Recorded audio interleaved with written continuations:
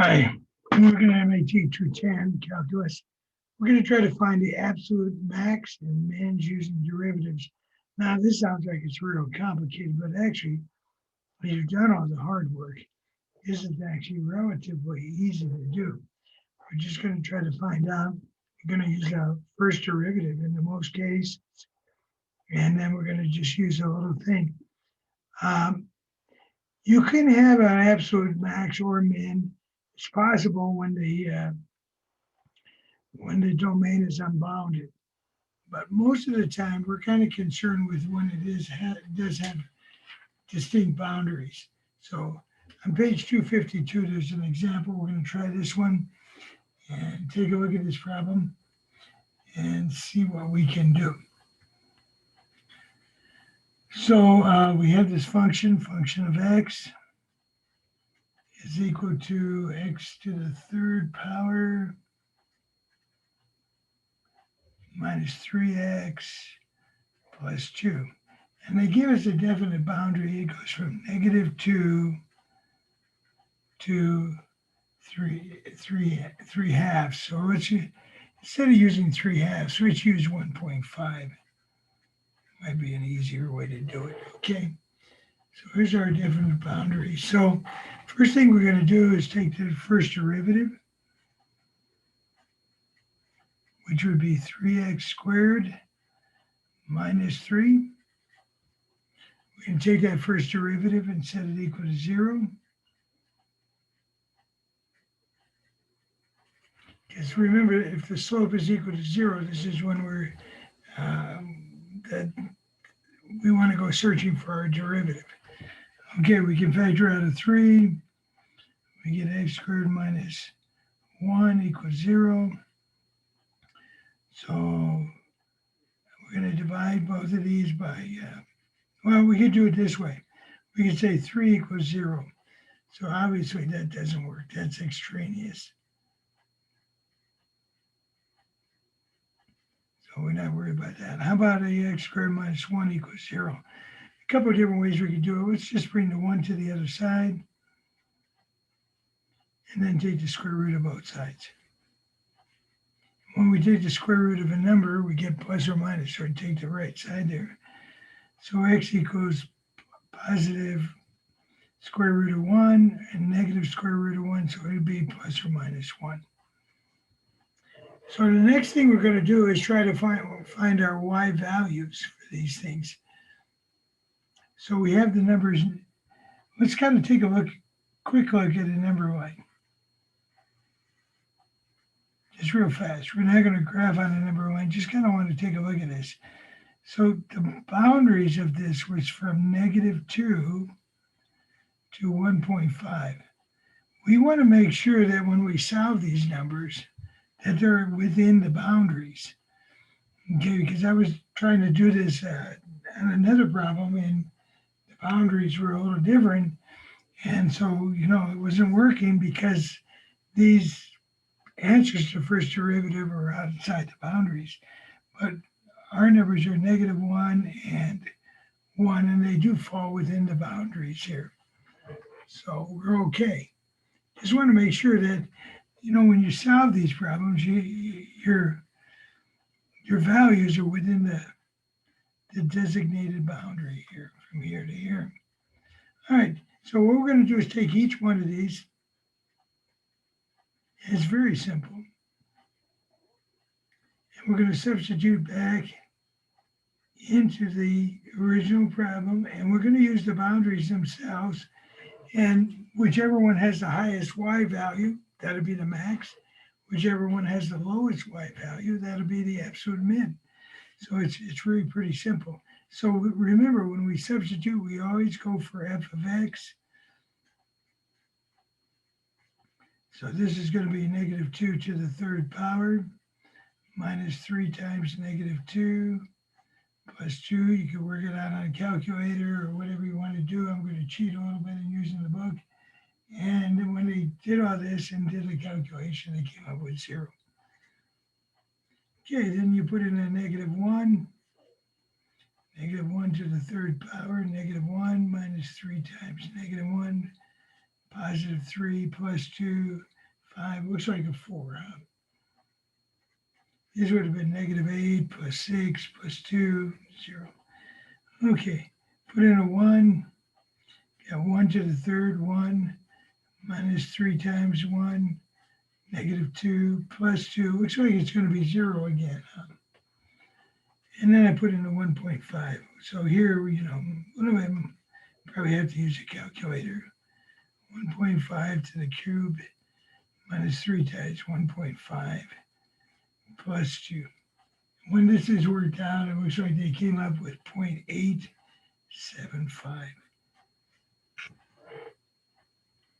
Okay, so I just kind of calculate this all out, and then I see these. Okay, so this is standing for the point. Let's see if I got enough room here. Negative 2, 0, negative 1, 4, 1, 0, 1.5. So the highest one right here, the highest value is right there. That would be my absolute min. So negative 1 comma 4, not min, but absolute max. That'll be the highest this graph goes to. And then what about the zeros here? It looks like those are both going to be minimums, huh? So you could have more than one. This is the min. This is a min.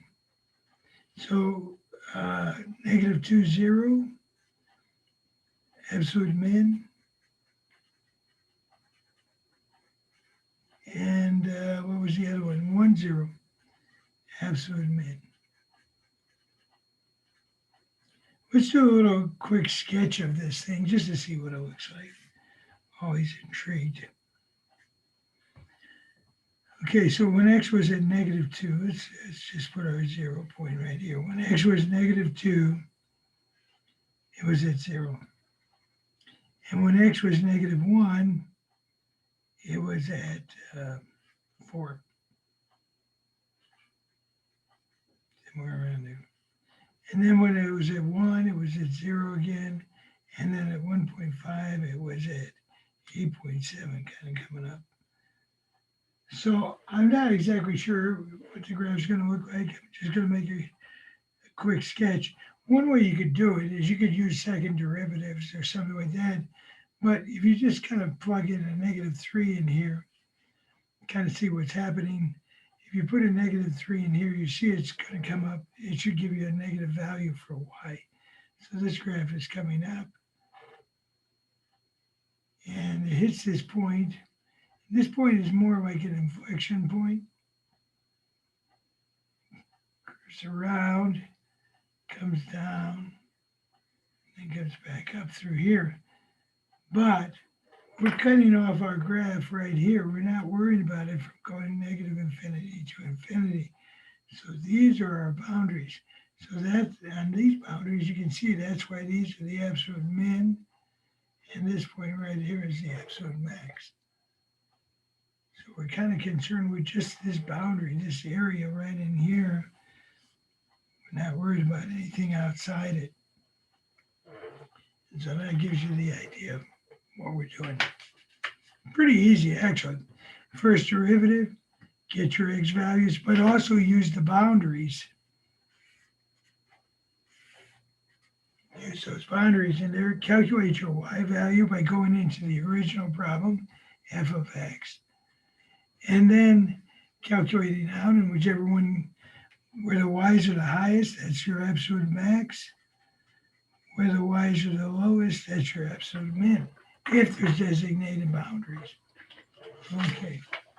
Now, what I did on the next problem, example 2, I think I have it worked out here. And I was very disappointed because I was working this thing. You can't see it too well, but worked it out and said, what's going on here? They're saying this is not the max. Well, I didn't look at the boundaries. Okay, the boundaries are negative 3, negative 2. Okay, negative 3 halves, which was negative 1.5. These two numbers, negative 1 and 1, are outside of the boundaries. So they weren't even calculated in. So if we use the boundaries they gave us, this would have to be the absolute min. And when I calculated this, had to be the absolute max. I was wondering why the heck am I coming up with, it looked like 4 should be the max. So in fact, I had written it down here. So you have to make sure that the, the values when you take your first derivative are within the boundaries, and they weren't. So I got, these are your two boundaries. So I get it. That's what happened. It was actually the same problem as number 1. All right, let's try another one here. Function of x equals 4 minus x squared. 4x minus x squared. Let's take the first derivative. And that gives me 4 minus 2x, right? Okay, let's go ahead and set that equal to 0. Just rewrite it here a little bit. So let's bring the 4 to the other side.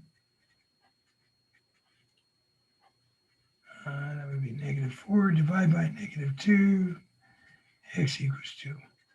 Okay, so we only get one value for x. Let's find out the y value. When x is 2, let's see what y is. Put it into the original problem. 4 times 2 minus 2 squared. See, that'd be 8 minus 4 is 4. So our y value was 4 if I did it right. Or did I mess up? I think I got it right. Okay, now let's take the second derivative of this function. Okay. The second derivative was, let's see, this would be 0 minus 2, -2. So when we look at this problem right here, when x equals, and let's put a 4 into the second derivative. That was our second derivative. Let's put a 4 in here. Well, the only result we can get is -2. So let's look at the second derivative function. If the second derivative is less than 0, that would be, let's see if we can get it right, concave up. It's like that. It comes out, in other words, this came out negative. So concave negative is, if it's negative, it's a frown. And if it was positive, it's greater than 0, it's concave down, or concave up, I should say. This is concave up, looks like a cup. Concave down, looks like a frown. So if, when I got the second derivative, I noticed that it's negative, right? So if it's negative, it's got to look like this.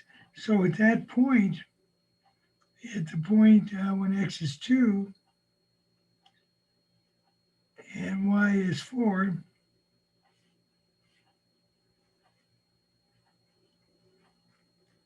at this point right here, I can tell my graph is going like this. It's parabolic in shape. I don't know what the rest of it looks like, but I know I'm just looking for absolute maxes and mins. This is an absolute max. Even though that this doesn't have a boundary on it, this is going to be an absolute max because my second derivative is showing that it should be concave down at that point, which means it's a maximum at that point. And at this point, it's going to be a minimum value. It's just kind of the reverse. When it's less than, you would think it would be a minimum, but it's really a max. When it's greater than 0, it's a minimum. So it kind of throws you off. But most of the ones you're going to be doing are going to have boundaries, so it makes it a lot easier. Let's do this one with a boundary. Let's set up an interval. Let's try this problem again. They're going to take the same exact problem we just did.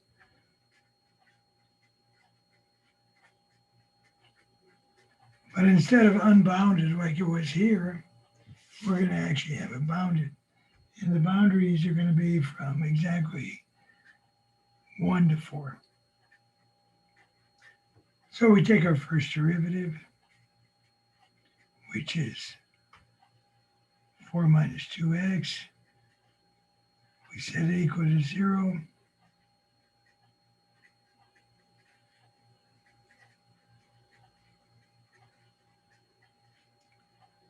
Okay. Now we make sure that this is within those boundaries, which it is. 2 does fall within those boundaries. So now let's take a look at all these things. Let's see what happens when x is 2, when x is 1. Let's put the 1 up here. And when x is 4. Just kind of put them in order. So we know when x is 2 on this one, we just calculated it. We put it in here in the original problem. And we came up with a 4 here. Let's see what happens when it's 1. Let's say this would be 4 minus 1. 4 minus 1 is 3. And what about if it comes out to be a 4? This would be 4 times 4 is 16 minus 4 squared is 16. So this should come out to be 0. So our y value is 0. So we have these points. So we can say right here, this is going to be our absolute max. And this is the lowest point for y, so this would be the absolute min. And like I said, you can have more than one absolute min. You don't have to sketch the graph even. You can just look at it. So that's kind of the idea behind this. Interesting now. Okay. So I think that's all we're going to do on this one. You just have to take your equation, plug in your boundaries, plug in whatever you get from your first derivative, and put it into the equation, and you should be able to solve it. Just like on this very first one, right here. Not necessary to draw the graph, I just did it. Maybe you have a bunch of quantities, put them all in. And this is very important that you do the calculation. You remember, you're always putting these in. I draw it like this. You're always putting these into the original problem to find y. All right, hope you enjoyed it. It's a little bit easier than what we've been doing in the past, but things would change rapidly in this course. So